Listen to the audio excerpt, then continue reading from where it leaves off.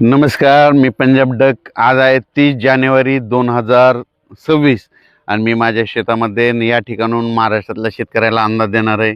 मागं म्हटलं होतं ना मी की 27-28च्या दरम्यान उत्तर महाराष्ट्राकडे पाऊस पडेल, तर तिकडे गारपीट देखील झाली आणि पाऊस देखील झाला आणि वादळ देखील झालं आणि शेतकऱ्याचं अतोनात नुकसान झालं. तर आता परत एकदा मी म्हटलं होतं ना, आता पुन्हा एकदा राज्यात वातावरण खराब होणार आहे. तर मग हे कधी होणार आहे? तर त्या अगोदर माझं शेतकऱ्याला विनंती आहे की तुमचं ज्यांच्याकडं तूर असल, कोणाचा हरभरा काढायला आलेला असेल, तर मका काढायलेली असेल, तर त्या सर्व शेतकऱ्याला सांगू इच्छितो की हा अंदाज लक्षात घ्यायचा. तर राज्यामध्ये आज आहे 30 जानेवारी 2026 आणि येणाऱ्या 3 तारखेला म्हणजे 3 फेब्रुवारीला, म्हणजे फेब्रुवारीच्या पहिल्या आठवड्यात 3 फेब्रुवारी, 4 फेब्रुवारी आणि 5 फेब्रुवारी दरम्यान राज्यात परत एकदा वातावरण खराब होणार आहे. म्हणून हे अंदाज लक्षात घ्यायचा. मग ते नेमकं कुठं होणार आहे, तर तुम्हाला सांगू इच्छितो, राज्यात ते वातावरण पूर्व विदर्भ, पश्चिम विदर्भ, उत्तर महाराष्ट्रामध्ये ह्या 3 विभागामध्ये राज्यात वातावरण खराब होणार आहे. आणि 3 विभागामध्ये सगळीकडे पाऊस पडणार नाही, पण तुरळक भागात काही ठिकाणी पाऊस पडणार आहे. आणि मराठवाड्यात देखील काही भागात देखील तुरळक भागात येणार आहे. सर्वदूर मराठवाड्यात काही येणार नाही. त्याच्यामुळे हे अंदाज सर्व शेतकऱ्यांनी लक्षात घ्यायचा. पश्चिम महाराष्ट्रात फक्त ढगाळ राहील, म्हणून हे देखील पश्चिम महाराष्ट्रातल्या शेतकऱ्यांनी अंदाज लक्षात घ्यायचा. त्याच्यानंतर निपाणी, कर्नाटक, तामिळनाडू त्या तंबाखू शेतकऱ्यांना तुम्हाला सांगू इच्छितो की तुम्ही तुमचं तंबाखू काढणं चालू ठेवा, कारण की तुमच्याकडे काही हे पाऊस येणार नाही. हे फक्त पाऊस विदर्भातच येणार आहे. मग तुम्हाला एक सांगू इच्छितो, हे नेमका पाऊस कोणत्या कोणत्या जिल्ह्यातल्या काही भागामध्ये येऊ शकतो. तर तुम्हाला सांगतो, सुरुवातीला आपण बुलढाणा जिल्हा घेऊ. बुलढाणा जिल्ह्यामध्ये मेकर तालुका, त्याच्यानंतर नांदुरा, जळगाव, खामगाव, जळगाव जामोद, त्याच्यानंतर इकडं अकोला ह्या परिसरामध्ये तुरळक ठिकाणी 3, 4, 5च्या दरम्यान काही भागातच पाऊस येणार नाही, सगळीकडे पडणार नाही. म्हणून हा अंदाज बुलढाणा जिल्ह्यातल्या सर्व शेतकऱ्यांनी लक्षात घ्यायचा. रिसोडकडे देखील जाईल, वाशिमकडे देखील जाईल, शिरपूर जैनकडे देखील असणार आहे. त्याच्यानंतर ते पाऊस अमरावतीकडे, अकोल्याकडे तुरळक भागात पडणार आहे. त्याच्यानंतर वर्ध्याकडे तुरळक भागात राहील, नागपूरकडे तुरळक भागात राहील, चंद्रपूरकडे निसर्ग थेंब येतील, यवतमाळ भागामध्ये तुरळक भागामध्ये जिल्ह्यामध्ये कुठंतरी थेंब येतील. म्हणून हे यवतमाळ जिल्ह्यातल्या शेतकऱ्यांनी अंदाज लक्षात घ्यायचा. हिंगोली जिल्ह्यात काही सगळीकडे पडणार नाही, काही भागातच तुरळक अंशातच थेंब पडतील.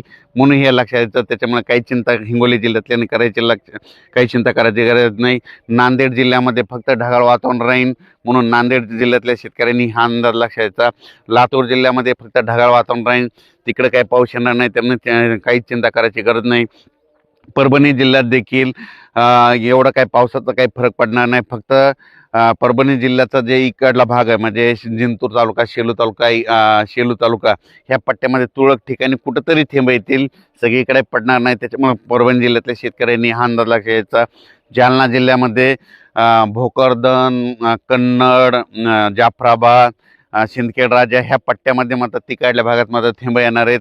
तिकडल्या शेतकऱ्यांनी म्हणजे तिकडल्या जालना जिल्ह्यातल्या त्या भागामध्ये पाऊस पडणार आहे. म्हणून हा अंदाज जालना जिल्ह्यातल्या शेतकऱ्यांनी लक्षात द्यायचा.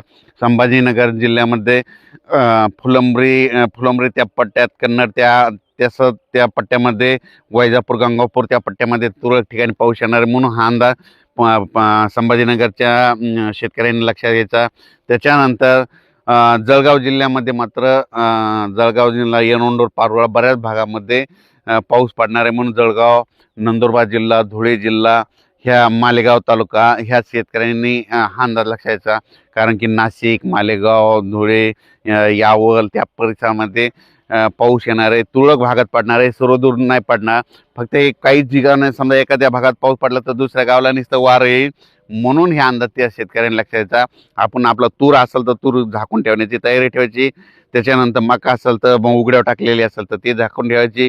वीटभट्टी उत्पादकांना ह्या 3, 4 आणि 5 दिवस, हे 2-3 दिवसाचं वातावरण आहे, म्हणून हे लक्षात घ्यायचं. त्याच्यानंतर आपण पश्चिम महाराष्ट्राकडे वळू.